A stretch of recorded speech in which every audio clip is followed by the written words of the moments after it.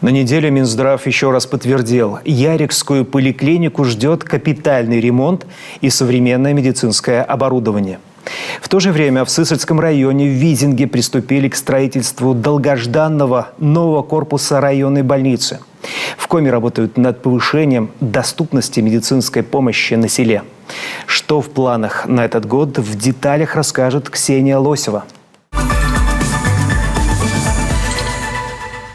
Никаких очередей и прием строго по расписанию. Поликлиника в Ухтинском поселке Ярига работает в штатном режиме. Ни о какой реорганизации здесь нет и речи. В Минучреждении новый главный врач. Курс на повышение доступности и эффективности медицинской помощи на селе. Мне кажется, всегда является основной целью того, что мы должны работать над реализацией проекта, национального проекта здравоохранения, где основными постулатами должно быть это повышение средней ожидаемой продолжительности жизни и работа над тем, чтобы профилактировать такие болезни, как болезни системы кровообращения и онкологические заболевания.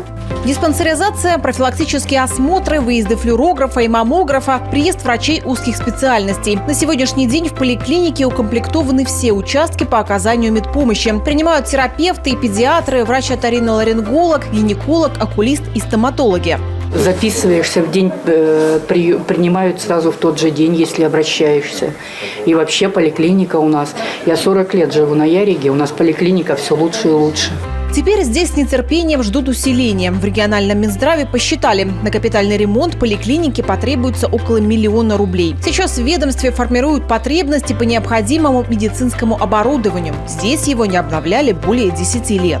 Надо обратить внимание на маленькие поселковые поликлиники.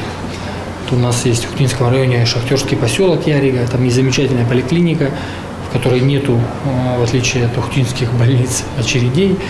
И нужно, конечно, сделать все возможные усилия за сохранение этой поликлиники, о чем, в принципе, министр говорил, и стараться ее доукомплектовать оборудованием, потому что поселок нефтяников, шахтеров, перспективы добычи там еще минимум 50 лет, и есть перспективы развития титанового месторождения.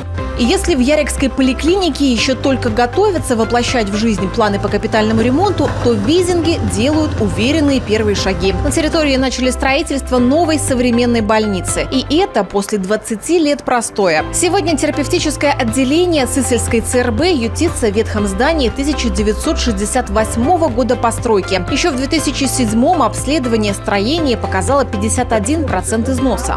На этой территории раньше было старое здание поликлиники. Его уже снесли давно, то есть мы эту площадку готовили для строительства. И в дальнейшем, когда стационарный корпус здесь возникнет, то вот те отделения, которые находятся в старом корпусе, вот в этом деревянном корпусе, они туда переедут, в новое здание. И дополнительно в этом здании еще будет приемное отделение, которого нет на сегодняшний день и которое очень нужно для учреждения. Плюс инфекционные боксы для размещения инфекционных пациентов. Что важно, за изменениями внешними сюда придут и внутренние. Новая больница – это не только теплые и просторные помещения, но и современное оборудование. В нем больница нуждается давно. Например, компьютерный томограф облегчил бы диагностику и лечение пострадавших при ДТП. ЦРБ располагается на федеральной трассе, и поэтому зачастую здесь приходится оказывать именно экстренную помощь. Я думаю, что коллектив ждет уже с нетерпением новых условий работы прежде всего, потому что очень уже хочется иметь светлые стены, светлые коридоры, новую аппаратуру, новое оснащение, которое предполагается того, чего у нас не было. Здание планируют сдать в сентябре 2024-го, а уже в этом году свои двери для пациентов распахнет новый корпус Устцилимской больницы. Строительство идет полным ходом. Сейчас завершены работы, покладки стены, установки перекрытий, выполнены кровельные работы, залиты шахты лифтов, установлены межэтажные перекрытия и окна. Полностью проведен монтаж системы отопления. В проекте будущего лечебного корпуса предусмотрены отделения скорой медицинской помощи, терапевтическое и хирургическое отделение, отделения на 23 койки каждая, палата интенсивной терапии, физиотерапевтические кабинеты, а также клиническая лаборатория. Открытие нового здания здесь ждут всем селом. Впрочем, зря времени не теряют. Тоже работают над техническим переоснащением. Так, например, в прошлом году в Усть-Илимской ЦРБ появился современный рентген-диагностический комплекс. Режим графический, обычная рентгенография, плюс линейная томография, что для нашего района необходимо в связи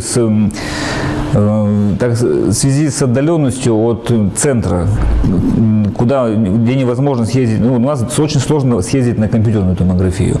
А линейная томография позволяет выявлять туберкулез, в частности, на ранних стадиях. Вот это особая ценность у нас оборудования. Кстати, заботиться в больнице и о том, чтобы пациенты из отдаленных сел и деревень также могли своевременно получать необходимую медицинскую помощь. Совсем недавно в 7 муниципалитетах Коми появились передвижные ФАПы. По сути, они ничем не отличаются от стационарных. Внутри тоже оборудование, компьютеры, медицинская техника, лечебные препараты и даже гинекологическое кресло. А еще есть возможность подключаться к единой цифровой платформе и в режиме онлайн консультироваться с врачами на расстоянии. В нашей больнице 24 фельдшерско-акушерских пунктов, в которых оказывается медицинская помощь. Помимо этого существует достаточное количество населенных пунктов с количеством проживающих от 10 до 50 человек, где по сути, отсутствуют медицинские работники на постоянной основе. Именно для этой категории, скажем так, населенных пунктов и жителей и закуплен данный замечательный передвижной фельдшерско-акушерский пункт. Новые маммографы, флюорографы, УЗИ-аппараты, эндоскопическое оборудование, почти 200 медицинских автомобилей. И это только за последние 3 года. В 2023-м в регионе закупят еще свыше 1000 единиц современного медицинского оборудования. Медицинская помощь начинается, друзья, как правило, в поликлинике и в селе. На селе это факт. Но в маленькие села, там, где живет малое количество населения, не везде построишь эти модульные ФАПы. Вот туда мы покупаем как раз и правительство Российской Федерации, правительство Республики Коми в рамках соглашения поставляет вот такие вот мобильные медицинские комплексы. В районах Коми уже работает 21 новый фельдшерско-акушерский пункт. В нынешнем году работу в этом направлении продолжат. Это еще 25 ФАПов и 5 врачебных амбулаторий. Кроме того, в 2023 году ожидается начало строительства поликлиники в Лесозаводе и поселке Каджиро, корпуса в селе Визинга и амбулатории в селе Усть-Вы, больницы в поселке Щеляюр и поликлиники в Усть-Куломе. Все это, казалось бы, сухие цифры и факты, но на деле реальное повышение доступности медицины на селе, которое в конечном счете чувствуют все – и медики, и пациенты.